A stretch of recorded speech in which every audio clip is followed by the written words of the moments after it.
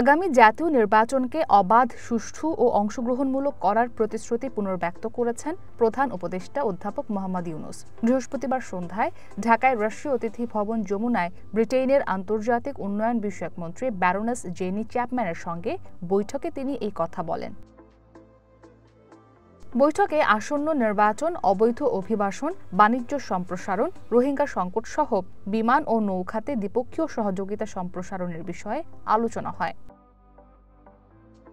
প্রধান উপদেষ্টা বলেন, আগামী ফেব্রুয়ারির প্রথমার্ধে সময়মতো এই নির্বাচন অনুষ্ঠিত হবে এবং তা হবে অন্তর্ভুক্তিমূলক ও অংশগ্রহণমূলক। তিনি আশা প্রকাশ করেন, এই নির্বাচনে বিপুল সংখ্যক নতুন ভোটার প্রথমবারের মতো ভোটাধিকার প্রয়োগ করবেন। গত ১৬ বছরের স্বৈরতন্ত্রের সময় টানা ৩টি কাটাছেঁড়া নির্বাচনের কারণে তারা ভোট দিতে পারেননি বলেও মন্তব্য করেন তিনি। প্রধান উপদেষ্টা আরও জানান, সন্ত্রাস বিরোধী আইনের আওতায় কার্যক্রম স্থগিত থাকা এবং পরে নির্বাচন কমিশন দলের নিবন্ধন বাতিল করায় আওয়ামী লীগ নির্বাচনে অংশ নিতে পারবে না। ব্রিটিশ মন্ত্রী চ্যাপম্যান ড.